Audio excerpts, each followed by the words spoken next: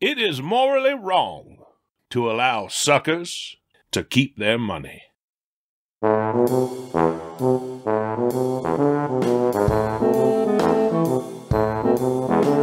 You've been had, robbed of your money, your property, and most of all, self-respect.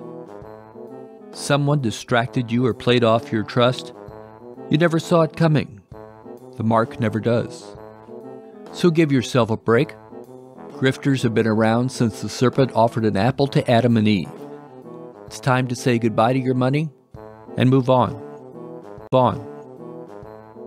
I'm Jim Grinstead, and on Scams and Cons, I'll tell you how grifters work and about the frauds they commit. But don't think you'll outwit the next con artist that crosses your path. If you're the mark, you'll never see it coming.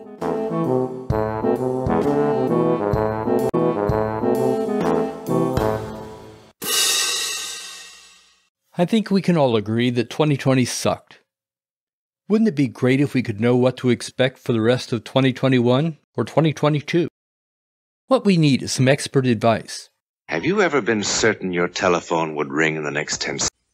Or have you ever walked down a strange street and had the feeling that you knew what lay beyond the unturned corner?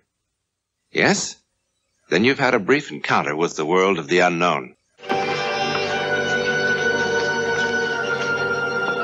None of us is ever really prepared for that moment when the thin shell of reality cracks and the world of unreality, the psychic world, is thrust upon us. Today we're talking about psychics. Other trades are often lumped into this category: palm readers, mediums, clairvoyants, prognosticators, fortune tellers, empaths, astrologists, and many more. That's a lot of ground to cover, and each has its own cons, so I'm just going to focus on psychics. I'll get to the others in due time.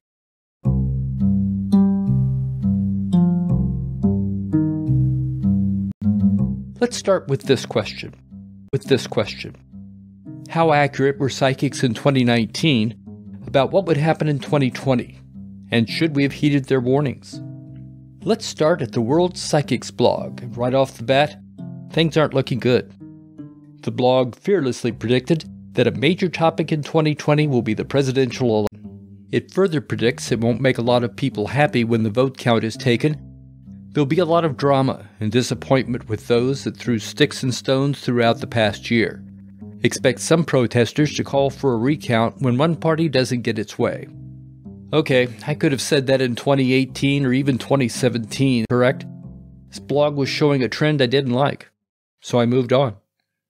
In Britain, a well-known psychic named Craig Hamilton Parker claims to have predicted the pandemic. If you look back at my earlier predictions, and in particular the predictions I made on the newspaper, The Sun's website, I did actually say on there, the actual words were, there will be a flu epidemic linked to bioterrorism.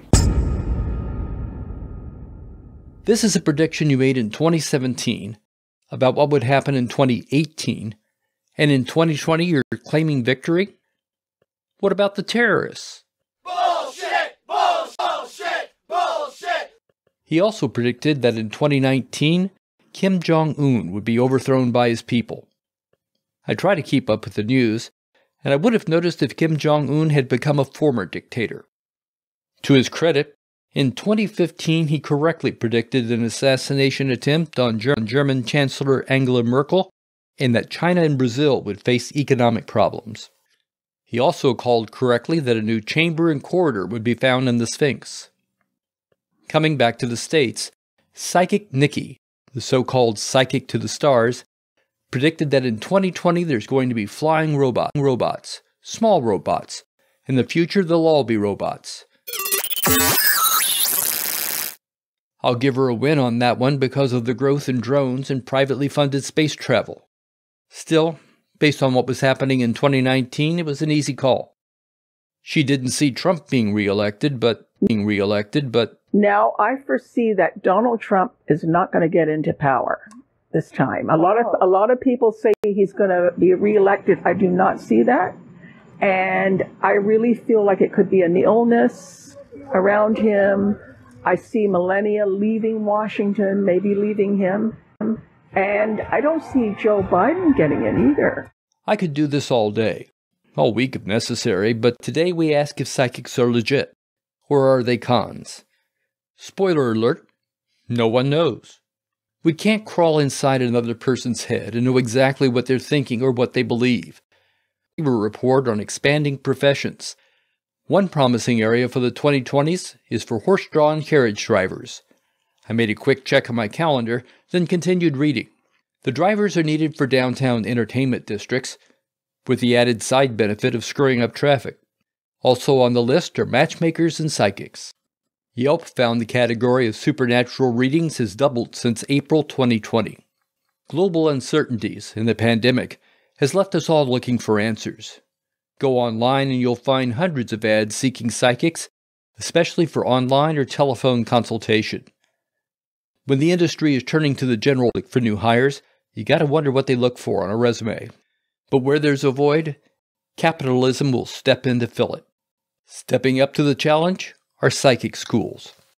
If you want your promising high school student to be the best in his psychic career, check out the Stansted Hall Psychic School that inhabits a rustic castle in England.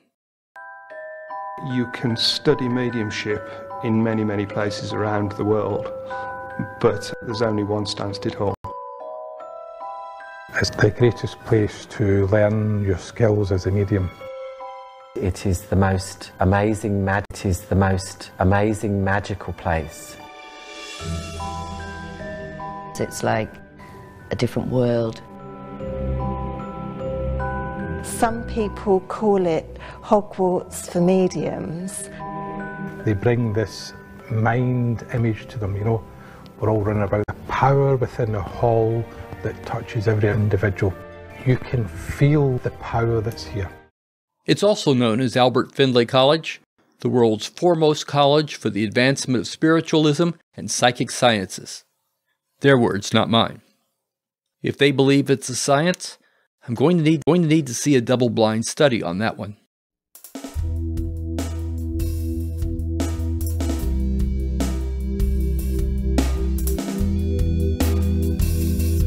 Researchers say roughly 85,000 people work in the psychic services field and make about $1.5 billion in total wages a year.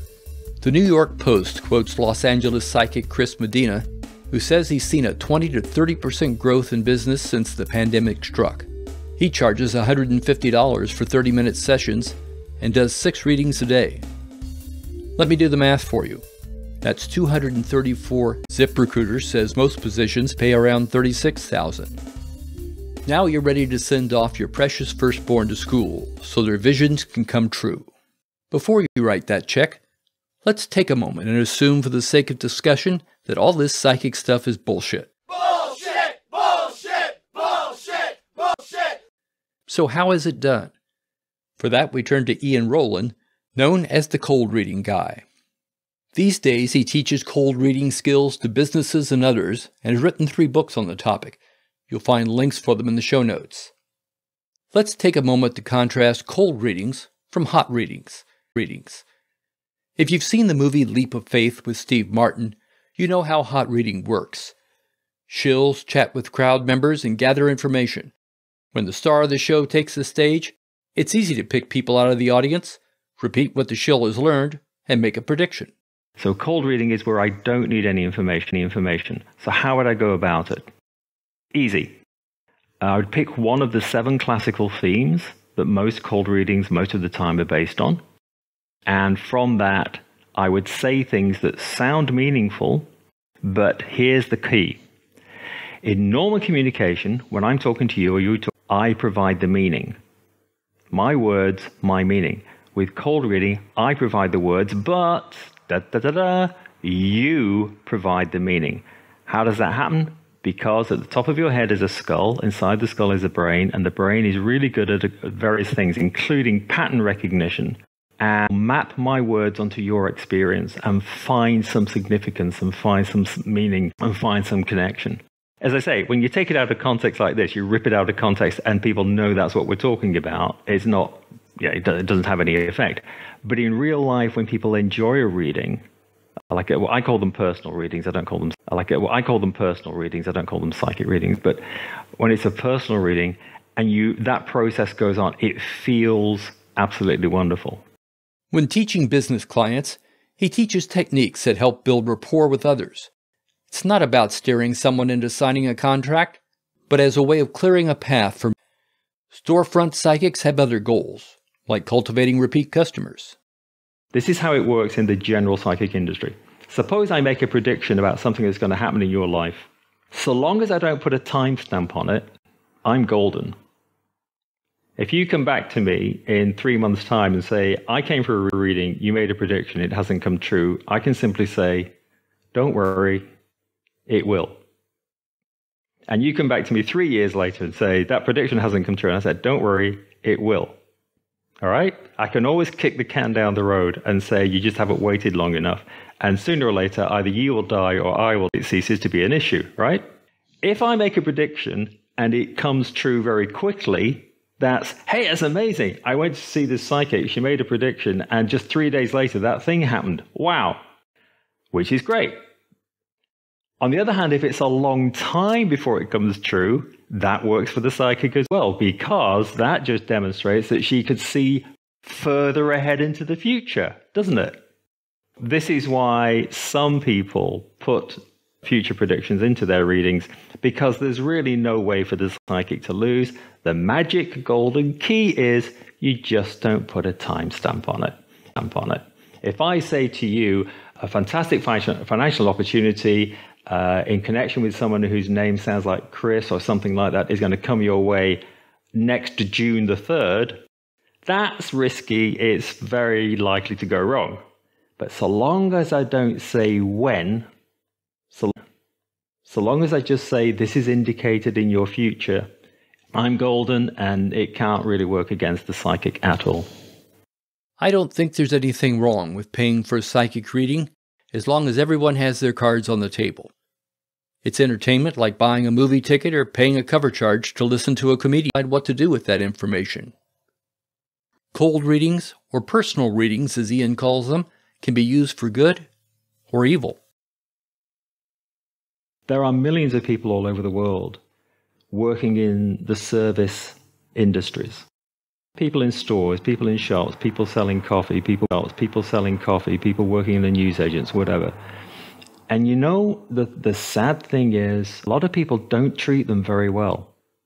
They really don't. And it's a little bit heartbreaking, because these are important people. And there's been so many times in my life when I've been in a suitable situation. I'm not talking about when they're super busy and rushed off their feet. I mean, when there's a lull, when it's quiet, when they're not doing that much else, when the shop's a bit quiet or the coffee store is nearly empty.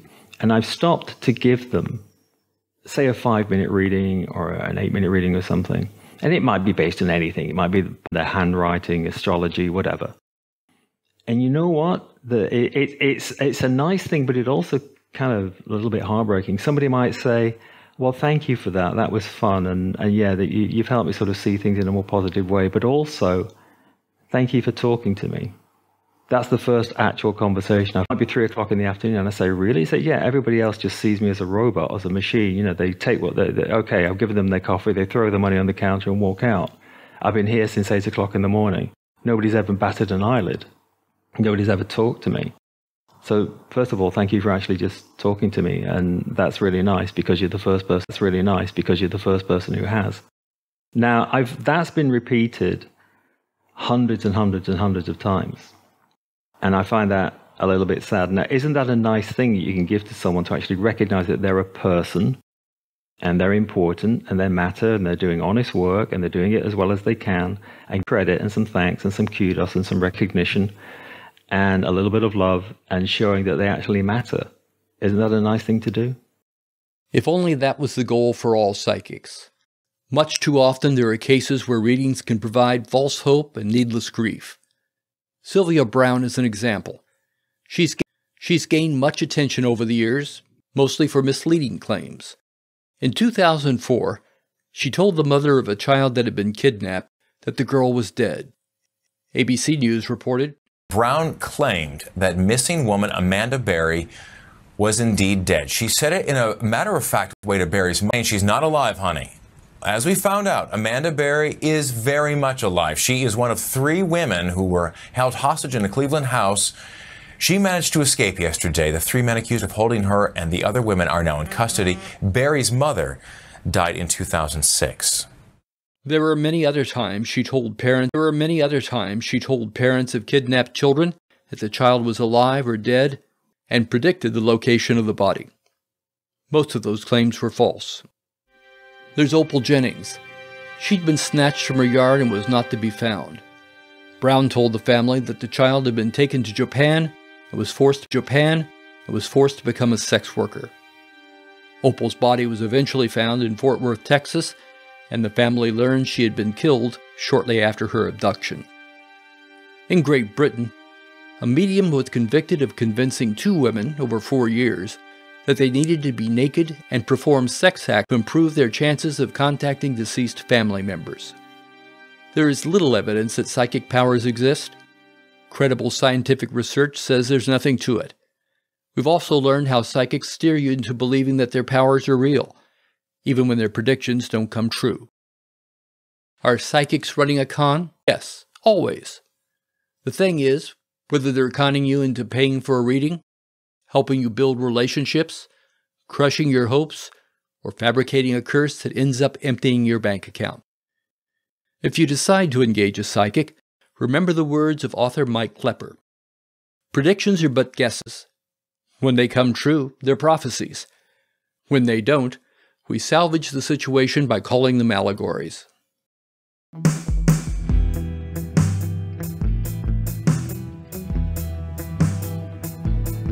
People get taken by a scam or con because they want to believe. They con themselves with the belief that it could never happen to them until it does. Because if you're the mark, you'll never see it coming.